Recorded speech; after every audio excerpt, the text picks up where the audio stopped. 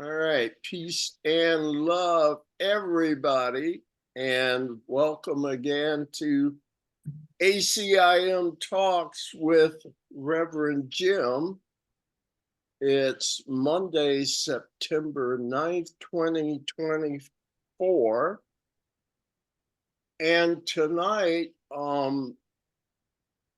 our focus is on our Oracle text reading in chapter 12 of A Course in Miracles. But I've been led and asked to tell you and hopefully engage whatever support you're willing to offer to help us launch, to help me. No, help us, because we even have a planning committee now for this. But to help launch Love Communication Ministries, a new addition to our ministry. And I think you've heard some vibes about this before, because I've been kind of thinking about it and dealing with it for about 3 years now. And this summer, I think in June, decided to go ahead and give this thing a try. It's called Common Sense Spirituality. And in addition to the agenda that I sent you, I also sent you like an overview of what common sense spirituality is. And I'm sorry, I just want to take a few minutes and talk about this because it is something that's important to me, and I want to put it out there and see if any of you would be willing to join me in whatever way you see appropriate.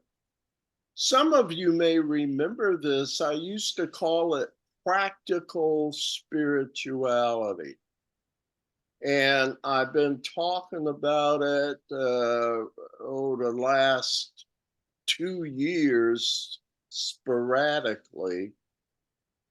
And so our planning committee, the big thing is, in order to even get out of the gate with it, we have to have allies.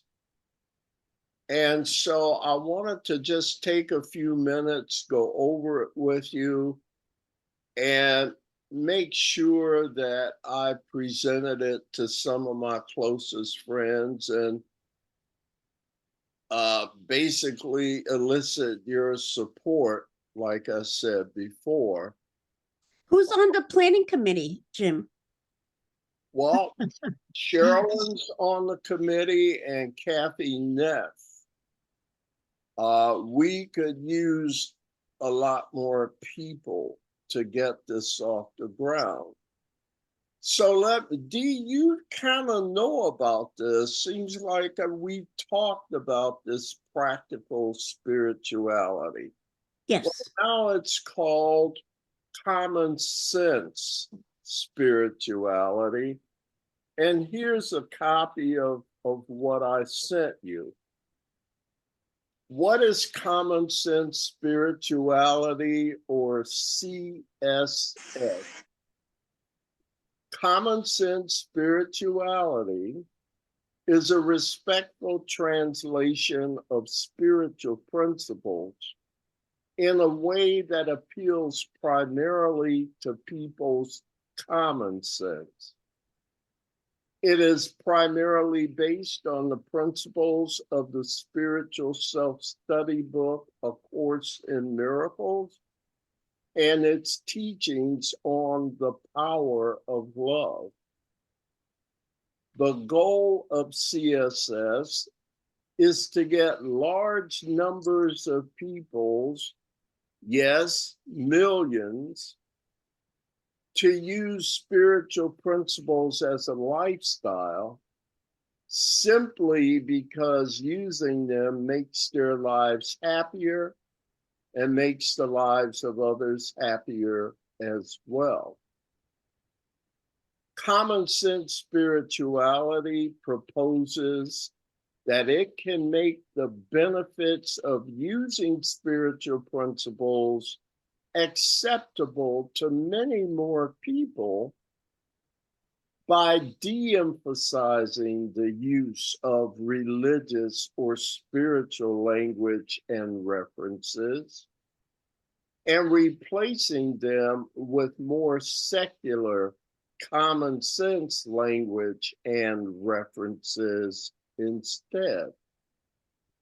In short, common sense spirituality presents spiritual principles in a way that both believers and non-believers can understand, accept, and be motivated to give a serious try.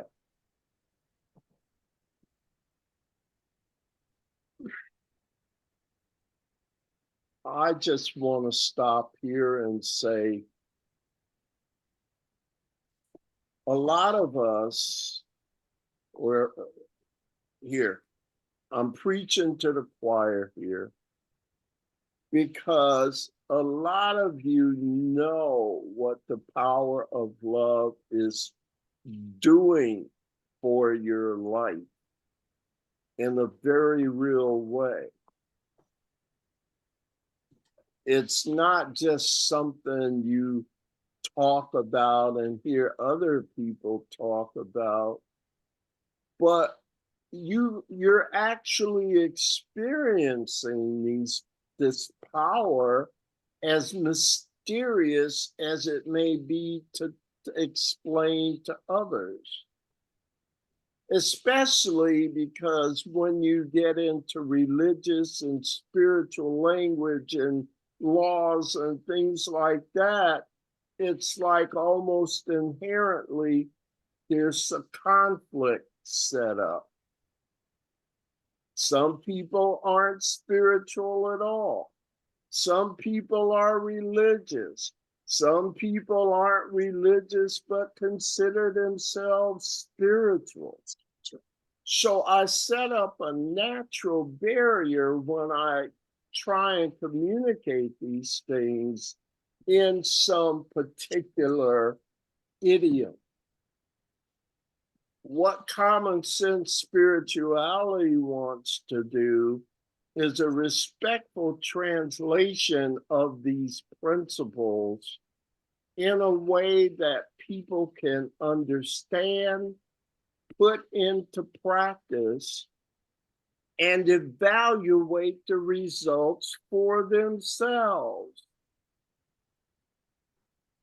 We have, whether deliberately or inadvertently, stumbled upon this zone that helps us through all the ups and downs and vicissitudes of daily living. And we smile more, we don't worry as much. And okay, this is what I call the power of love. It's real. We can prove it. Oops, I'm getting ahead of myself. What are spiritual principles? Common sense spirituality offers an admittedly very simplistic definition of spiritual principles, but it's one that we believe a lot of people might be willing to buy into, regardless of their religious or spiritual beliefs. Maybe our reasons for using such a simplistic definition are obvious. It's to avoid or at least minimize the many differences and conflicts that continue to be such a big part of religion and even spirituality today. Love Communications Ministries believes that a minimalistic definition of spiritual principles will help us get many more people engaged in common sense spirituality. So, for the purpose of CSS, here's our super simple definition of spiritual principles. Be nice, be loving, it works, and we can prove it, can't we? Mm-hmm. So that's the gist of it. But there's a bit more in terms of how we plan to go about this. At the core of the power of love is joining. We can't access love's power without more people joining us. I can't do this by myself.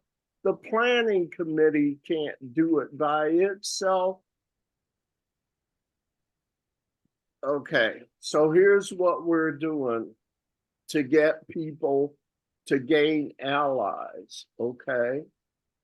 First of all, I'm putting on a series of workshops.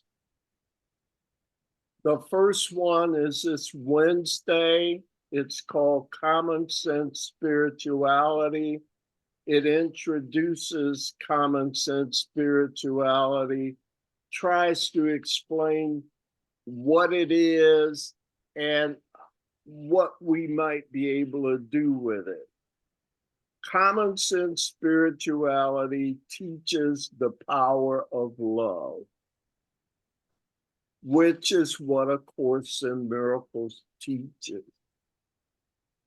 It just does it with a different language, a different approach. Workshop 2 the following week is called The Ways of Love. And that's where I'll be emphasizing you can't just say be nice. What does that look like in measurable terms? The ways of love affect us on so many levels. Like, okay, be nice, right? But what about how you treat the person at the grocery store? Can you make any changes there? Because the more times I can be nice instead of not being nice, the more I'll experience this power. So it has to be done from large things to small things that you used to didn't even pay attention to. And I want to talk about and give our audience some examples of that, things that weren't even on their radar when it comes to consciously trying to change your life by being nicer. In workshop 3 the following week, you can see each of them are just an hour long.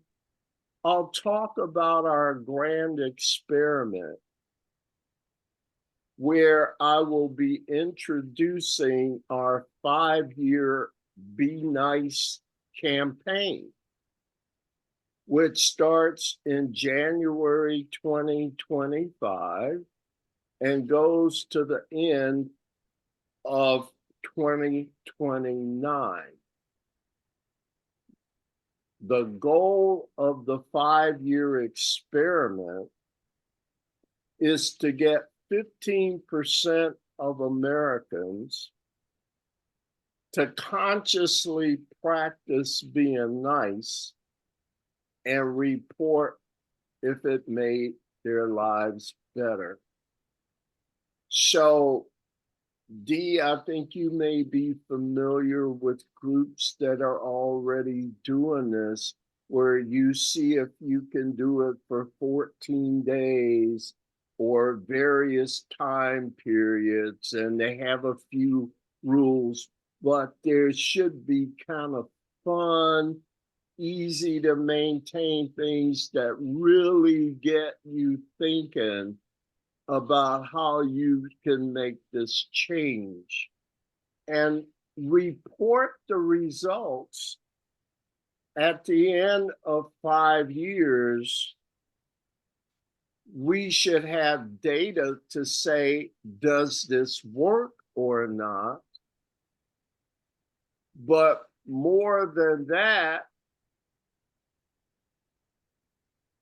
that's it. Really, does it work? Oh, here's the point.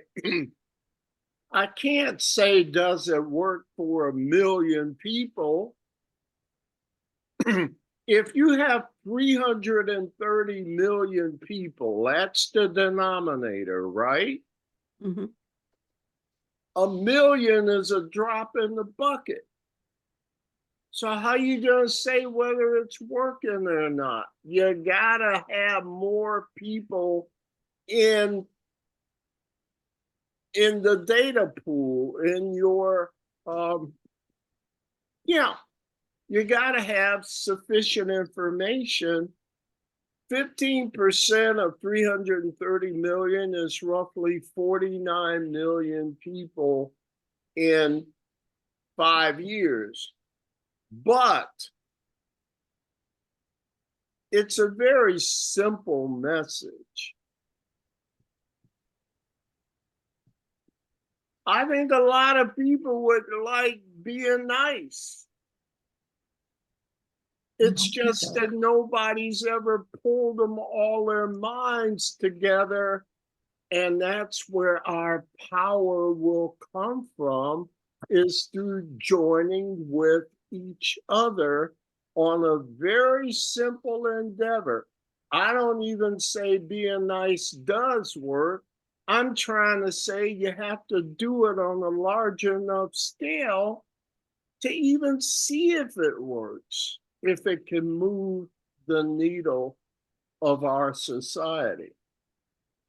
So the more active thing going on now is to come to my workshops. And on yours, there's one where you click and register for the workshops of your choice, or come to all of them, hopefully.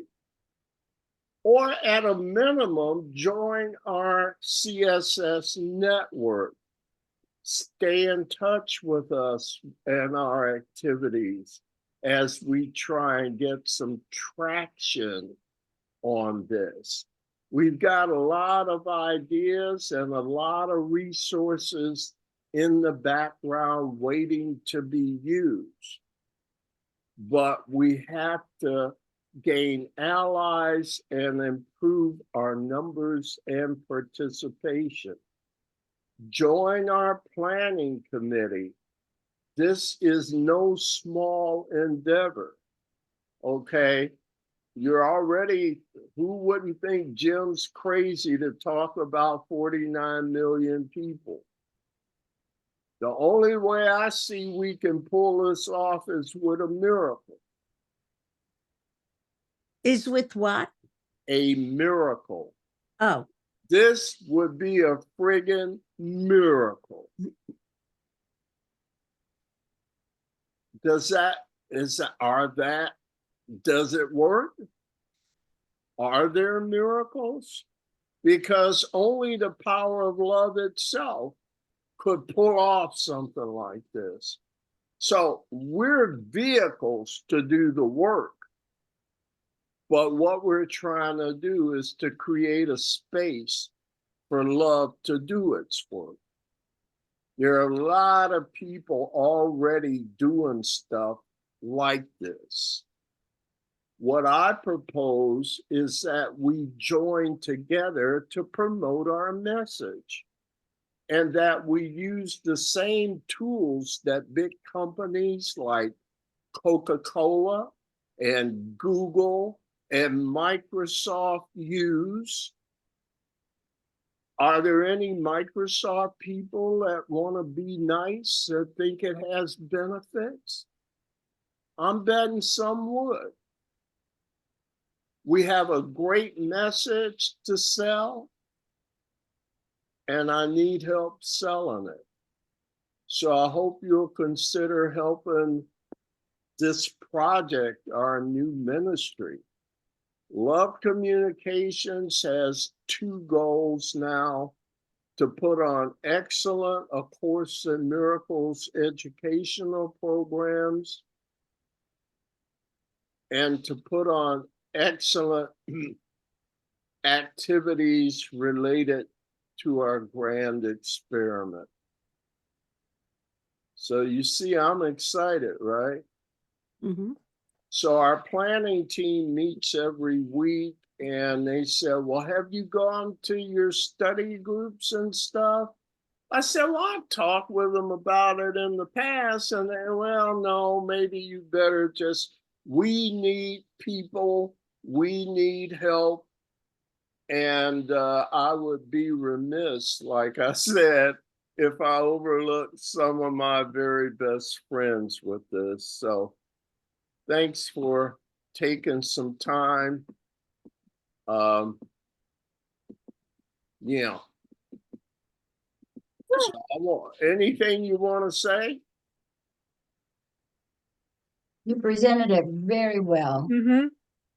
And I just before I came on, I saw this, so I signed up for your lecture, all your stuff. Oh, very good. Synchronicity. Thank I you. know.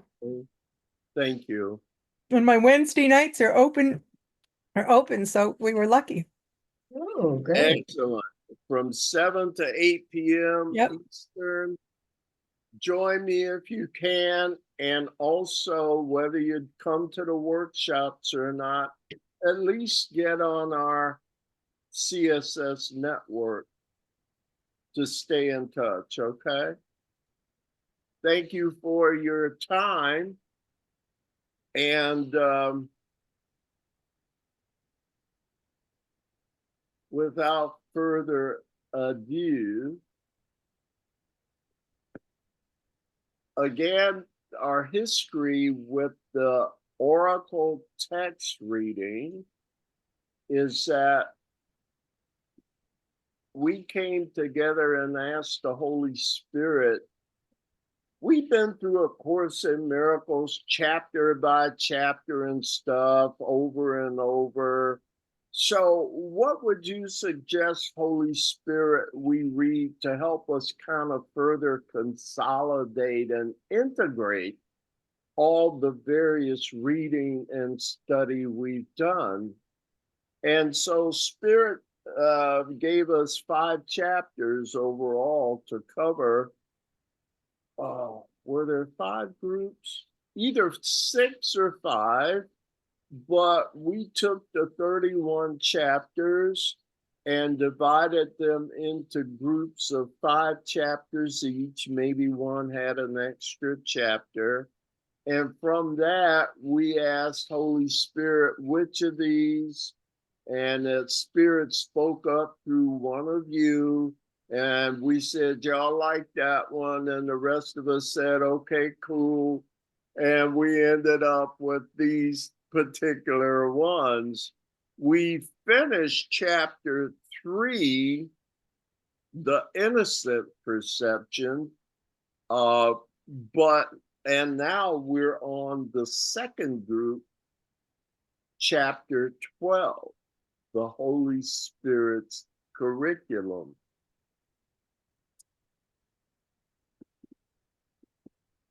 It's always very difficult, even if it hasn't been 2 weeks, to remember specific stuff the Course said at a certain place in time.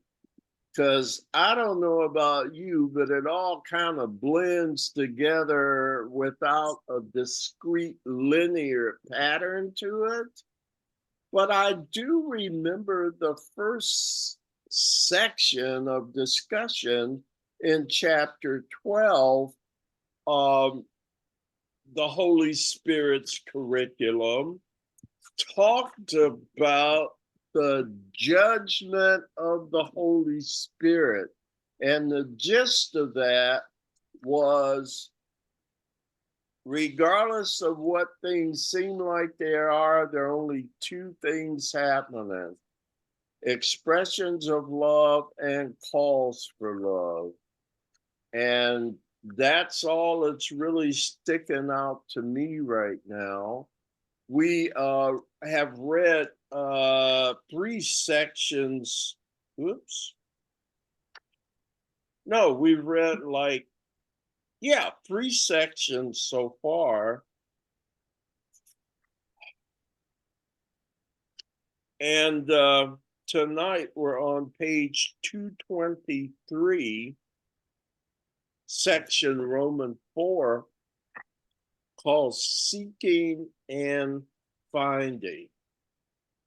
So I don't know if any other kind of preliminaries are in order. I figure let's assign our readers and jump in, and we will be immersed in the Course in Miracles again right away. Jesus doesn't waste much time, in my opinion. Charlotte, would you be our first reader? And I then certainly will. Miss Newman, number 2, Miss Erickson, number 3, Mr. Cohen is 4, and Miss Kazmierski is 5. How's that sound? Good. Okay. Okie dokie. Let's get going. All right. Section 4, Seeking and Finding. The ego is certain that love is dangerous, and this is always its central teaching. It never puts it this way. On the contrary, everyone who believes that the ego is salvation seems to be intensely engaged in the search for love. Yet the ego, through encouraging the search for love very actively, makes one proviso: do not find it. Its dictates then can be summed up simply as seek and do not find. This is the one promise the ego holds out to you, and the one promise it will keep. For the ego pursues its goal with fanatic insistence, and its judgment, though severely impaired, is completely consistent. Thank you. You're welcome. To go back over that myself.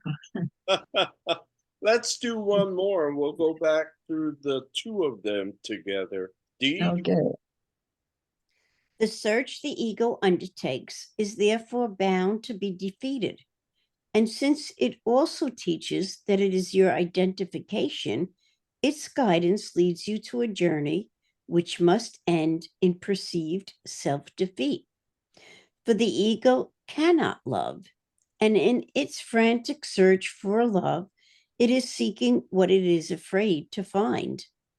The search is inevitable because the ego is part of your mind. And because of its source, the ego is not wholly split off, or it could not be believed at all.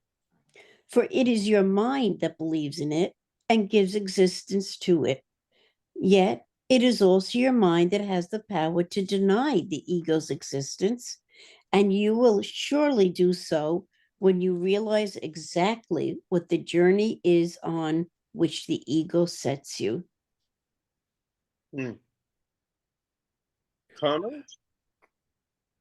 Well, this is just what we're talking about, huh? Love.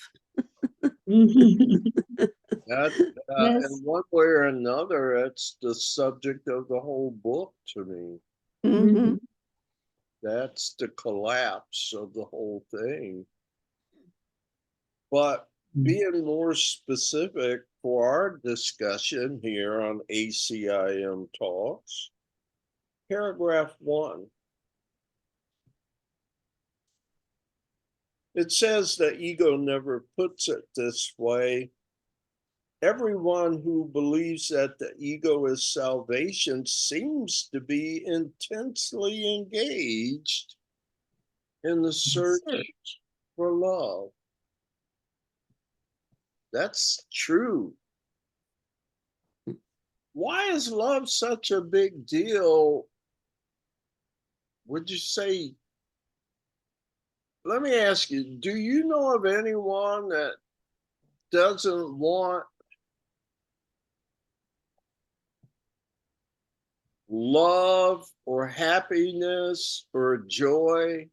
Because we understand those are all one word, that they encompass all the things we're looking for. You could say all the happiness, joy, all of that it can be found.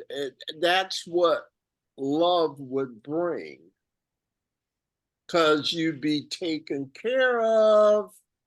Okay, you wouldn't stub your toe, you wouldn't be upset, you wouldn't have complaints, everything would be just right.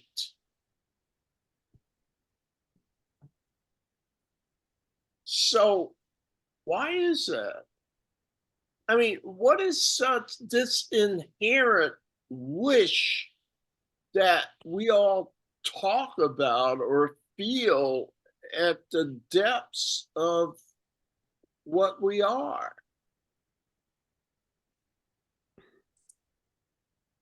Well, the very first sentence says the ego is certain that love is dangerous. So even though we say that's what we want, the ego. We fear it. What'd you say, We Shirley? fear it, even Yeah. though, Yeah. What would we have to give up in exchange for love? Our uniqueness, specialness, individuality. The tiny mad bad idea. idea. And that idea is very, I mean, can you think of anything short of reality that would bring you so much joy as being your own separate person in control of everything in your world? The king, the emperor, the one in charge of everything. You gotta admit, it's an enticing idea, isn't it? Yeah. But A doesn't work. whole thought system was built around it. You know, the ego is not an entity. The ego is a thought system in opposition to the thought system of God. God says everything works because we work together. There is no working except together. But the ego, in its audacity, says, wait, I'm a co-creator. I can do it under my own thought system. It just,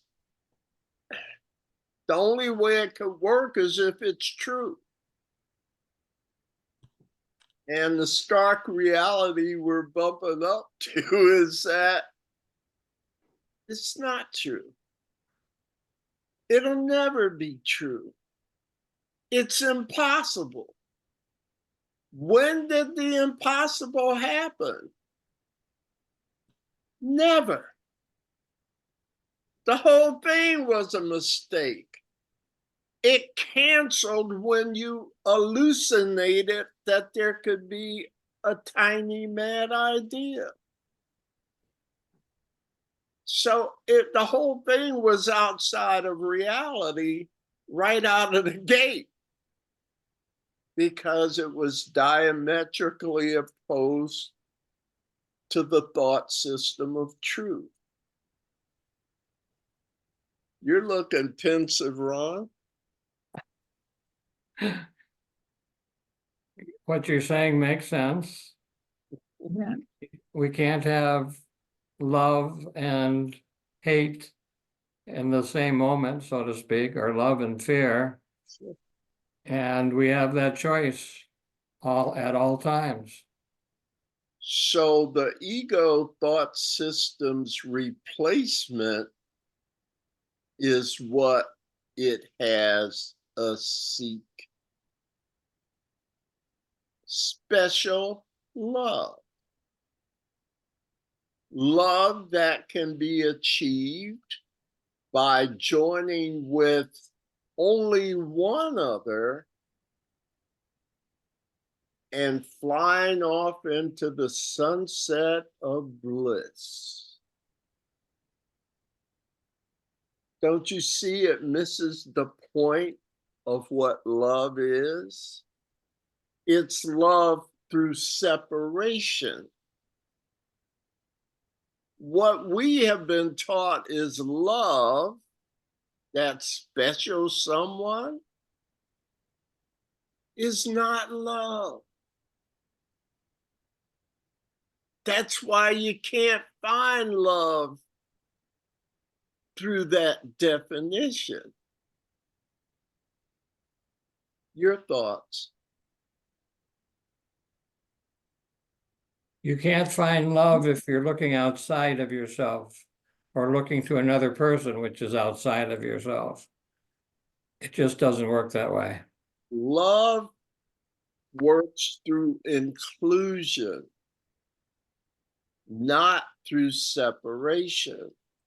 So perfect love includes everything and everyone. And the world teaches, come on, get serious, get real. You can't love everyone and everything all the time. But you can pick and choose. And you can find love and float off into happiness and joy and lead the rest of us in our misery and pain and suffering. Hey, let them figure it out. You see the trick? It's a cop-out. Loving everyone is impossible? No, it's not. As a matter of fact, it's easier than picking and choosing. But the ego doesn't want that, doesn't want the real meaning of love. It wants to stay separate. And there is no ego. I made and supported that thought system. Right. I'm believing in the It's ego. not an other, it's me. I have Yes. to accept responsibility that I made a mistake choosing to be an individual. The world don't work that way. You don't have to look far to see it, the evidence of it. It's just that nobody told us about another way of looking at this before. Mm-hmm. We're still on paragraph 1. I haven't heard from Joan or Kathleen, and Peace has only said a small piece. Hmm. Comments?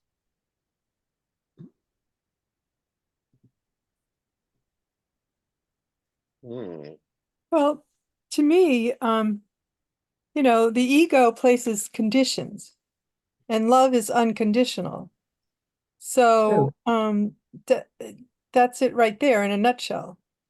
That is true. There can't be exceptions to all of it, can there? It's one whole thing. That's where its power comes from. That's where it gets that synergistic effect, like the effect of a symphony orchestra versus an individual trombone player. Trombone player is mighty, but it can't compete with how the whole thing sounds, can it? No offense to the trombone, right? Right. It's just impossible without the power of joining. You don't get the synergistic effects, the power that comes from joining. So these are some things that people, you know, you don't have to go to church for this. I'm not you know, against churches. Go ahead. you were starting off saying that I have to be willing to admit, I have to see that I'm wrong. But how do I see? I mean, I could see my life's not working. However, how would I see why would I be willing to say that I've been wrong if I'm afraid, if I don't want to join, if I want to keep my status quo? You're hitting it right on the head. The reason is you don't want to. Just be honest. Let's start. I agree. Yeah. When I'm starting with the thought system, when I'm aligned with the thoughts of the system of the ego, which is typically what I'm aligned with. Well, not anymore typically, Wouldn't but say that. Come no, on. not anymore All typically. right But then. but you know, as at this point, I see the benefits of admitting I'm wrong and handing, you know, turning it over, being willing to be corrected. But you can't see it until you want to see it. But why? How would you want to see it? I'm talking about a newbie to this. How would you want to see it if if being separate is appealing to you? I mean, it's frightening to not be separate. It's frightening to join. So how would I convince, you know, how could I be convinced that that I'm wrong? By attempting to first present to somebody another alternative that they may have never heard of Mm-hmm. and was never on their radar. Mm-hmm. We offer them a comparison that they were unaware of before. So if you can be my friend and we're in a trusting relationship, maybe you'll listen at me trying to be truly helpful by sharing an alternative that most people don't even know exists. Yeah, I have a good example of that. Okay. I'm sorry to interrupt you, but before I forget my train of thought, but a good example of that for me was this must have been maybe 20 years ago. My brother was studying Buddhism, and we were talking about religion and everything. And then he said to me, Kathleen, did you ever consider that maybe God is within you? And I'd never thought you know, it was being raised Catholic. It was always out there. It never dawned on me that God would be in me. So that is one of the most profound things that anyone has ever said to me, because then it started me thinking, well, you know, and that's the way this has changed. It's like you just have one person just meet up with you and you're on the same frequency and you make that one statement and it starts you thinking. It starts the change. It's not like a magic wand and poof, you change, but it's that seed that gets planted. It reminds me of the Jesus's metaphor of the parable of the sower. He spreads seed.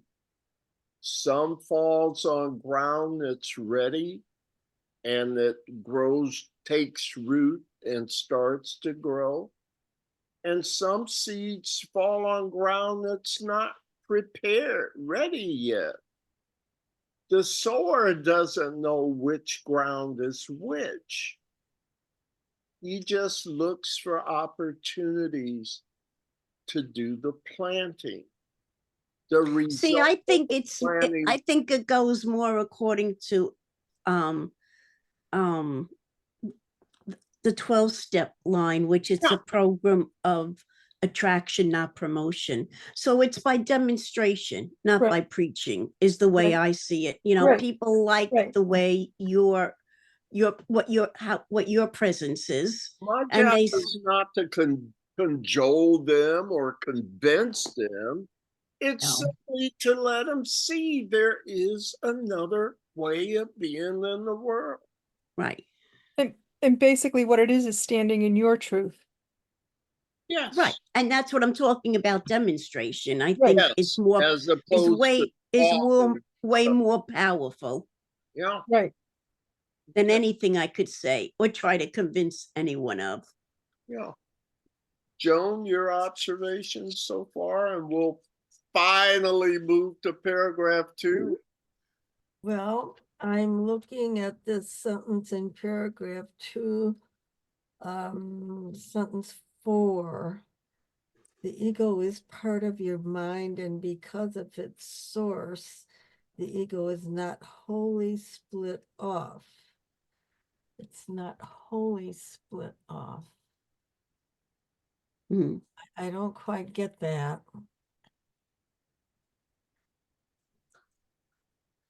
It's still part, it's you. It's part of your mind. You can't really separate your mind unless you choose to do so. You manage your mind, but based on what? What's your guidance for managing your mind? What's my guidance for Your managing ego my can mind? never defeat what your mind really is. Your mind has no adversaries that you don't allow. How am I doing? So there's a part of us that still remembers the truth. And the Yeah. course Right. talks Right. about our wrong mind and our right mind. Right. And I think that's what it's talking about. Right. We're not totally split off. No. Oh, I'm sorry. Go ahead, Dee. I didn't. We do have a memory of our truth, the Right. truth of being. Right. It's the ego's always there, but you can choose which lens you hear it from. Do I hear it from the lens on level 2, or do I hear it from the lens on level 1 and look at it very lovingly and say, oh, you silly goose. Yes. You know, it's like, I don't have to believe you anymore. You can be there, but I can lovingly say to you, and that sometimes that's the visualization I have of Jesus sitting and looking down and saying, oh, Kathleen, you silly goose, but I still love you. Keep going. I'm sure you'll get there sooner or later. And you can say, ego, thank you very much. I Right, want exactly. assistance here. But there are jobs I'll let you do, like keeping up with my appointments, helping me from getting point A to point B in level 2, and things like that. But I'll manage you. You don't manage me. Now, when you talk about this remnant that cannot be done away with, in the Old Testament, after the Hebrew people were captured, and it was the end of the Hebrew state. They were taken into Egypt into captivity for 400 years.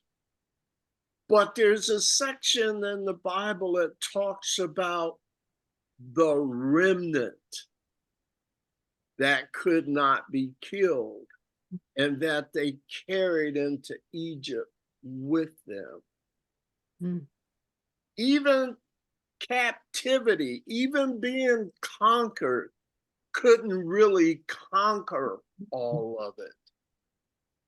That's what it made me think about. The remnant's always there, Joan, because the mind cannot be done away with.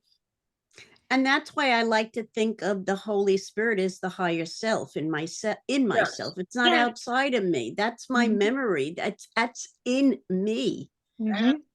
That is the memory of God and his righteousness, if you will, that cannot be done away with. You can cover it and cover it and cover it, but you can't destroy it. How am I doing here? How are we doing, Joan, with your question? Right. All right. Any others? Can we try our hand at another 2 paragraphs tonight? Sherilyn, you okay? Yes. And up the Yes. volume. Well, let me see. Where do I do that? Do what, dear? Sherilyn? Sherilyn? Did she freeze up on us or what? No. No. Sherilyn? Hello? Hmm. I don't think she. Let's continue and see. Kathleen, we're on paragraph 3. 3. Yeah, Okay. let's try that. Mhm. It is surely obvious that no one wants to find what would utterly defeat him.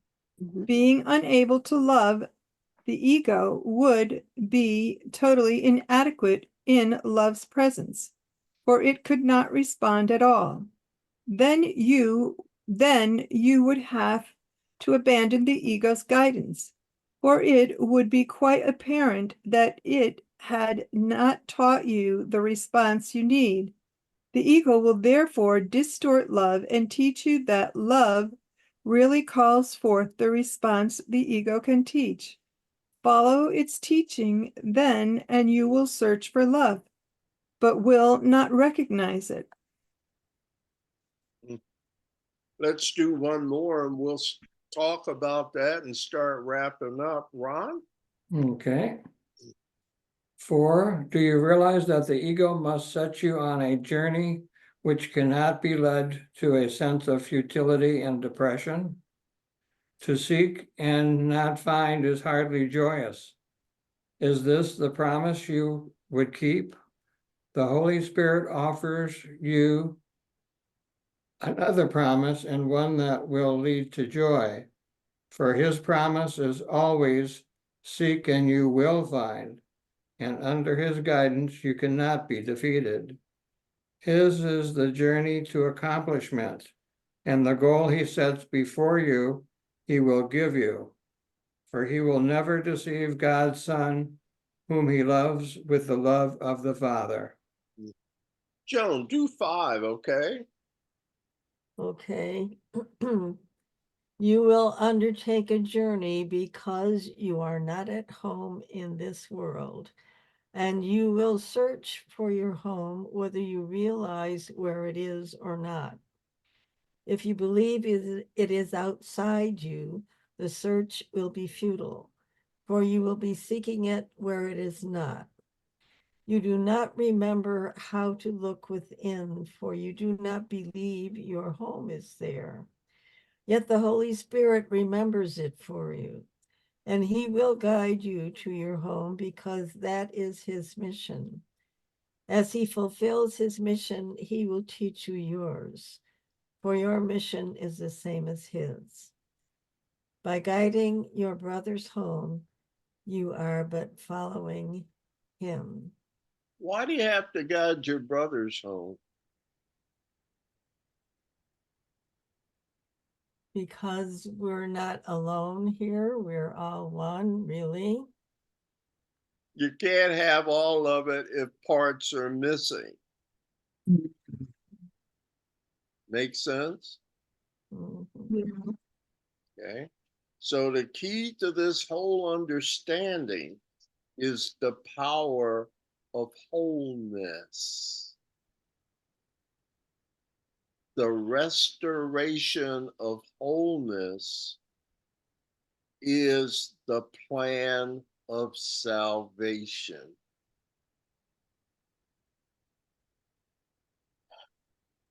Mark.